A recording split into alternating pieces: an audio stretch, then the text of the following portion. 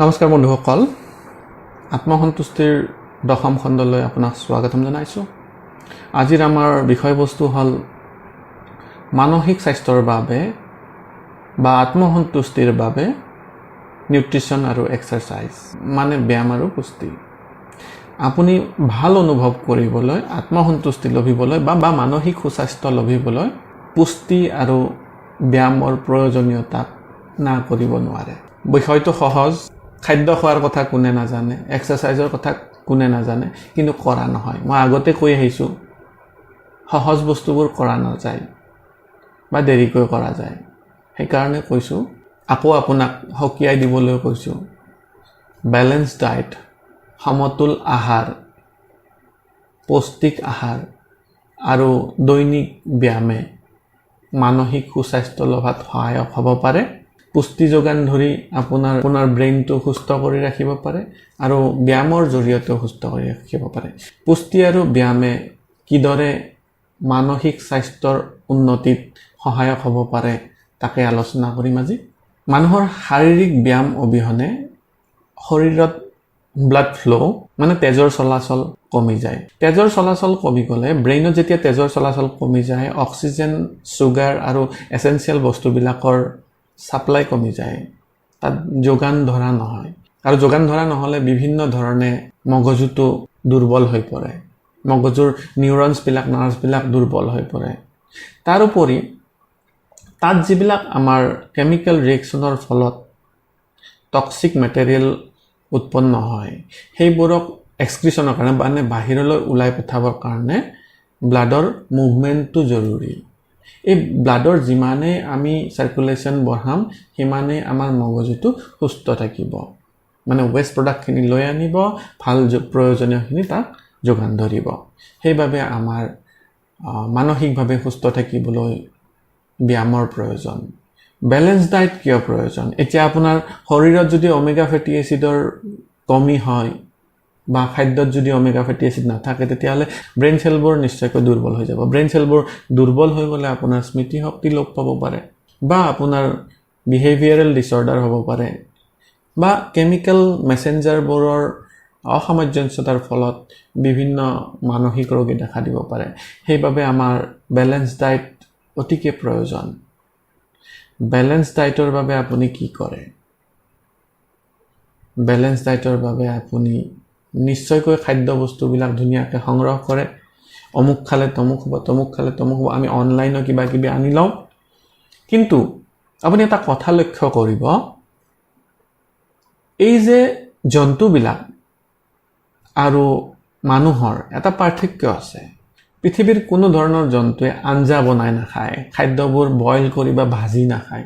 তাৰমানে প্ৰকৃতিত যিমানখিনি খাদ্যত উপাদান থাকে, সেইবোৰ সিহঁতে ডাইৰেক্টলি পায়। প্ৰতিটো খাদ্য কণাতে শক্তি সমাহিত হৈ থাকে আৰু সেই শক্তিখিনি আমাৰ ভিতৰলৈ আনিবলৈ আমি যিমান পাৰি তাক ভালদৰে সংৰক্ষিত কৰি আনিব লাগে। কিন্তু আমি ভাজি পুৰি বা ভালকৈ মছলা দি ভাজি পুৰি খাই বেছি ভাল পাওঁ, সেইটো জিভাৰহে টেষ্ট।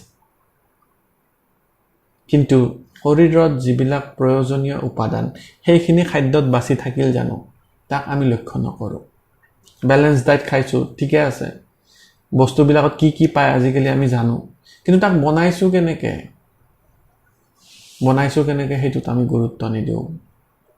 এক্সাৰচাইজ কৰিছোঁ, আমি খুব মাছল বনাইছোঁ, জিমত গৈছোঁ, কিন্তু এক্সাৰচাইজ কৰি উঠি মানসিক খাদ্য হিচাপে মেডিটেশ্যন কৰাটো জৰুৰী। মানে ধ্যান, থটলেছনেছ অৱস্থাত যোৱাটো খুবেই প্ৰয়োজন।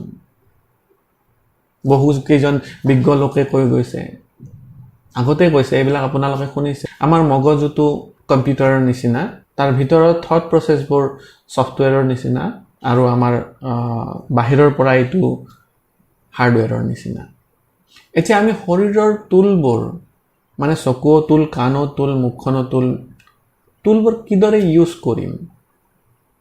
আমাৰ মগজুটোত ষ্ট'ৰ হৈ গৈ আছে, আমি ইনষ্টল কৰি গৈ আছোঁ।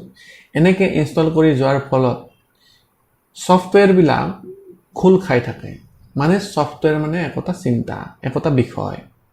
চাকৰিয়ালৰ চাকৰিটো এটা ছফ্টৱেৰ, ঘৰখন এটা ছফ্টৱেৰ, বাচ্চাবিলাক এটা ছফ্টৱেৰ, এনেকৈ বিভিন্ন ধৰণৰ চিন্তাবিলাক খোল খাই থাকে। খোল খাই থকাৰ ফলত যিমানে আমি ছফ্টৱেৰবিলাক খুলি খুলি ৰাখিম, কি হ'ব? মোবাইলটো হেং হ'ব বা কম্পিউটাৰটো হেং হ'ব। এই হেং হোৱা কম্পিউটাৰটো আমি কেনেকৈ ঠিক কৰোঁ? নিশ্চয় সেইটো ৰিষ্টাৰ্ট কৰিব লাগিব, নহ'লে আকৌ যদি ঠিক নহয় সেইটো ৰিষ্ট'ৰ কৰিব লাগিব। গতিকে এতিয়া আমি মাইণ্ডটোক কেনেকৈ ৰিষ্টাৰ্ট কৰিম? মাইণ্ডটোক ৰিষ্টাৰ্ট কৰাৰ এটাই পদ্ধতি আছে, সেইটো হ'ল ধ্যান।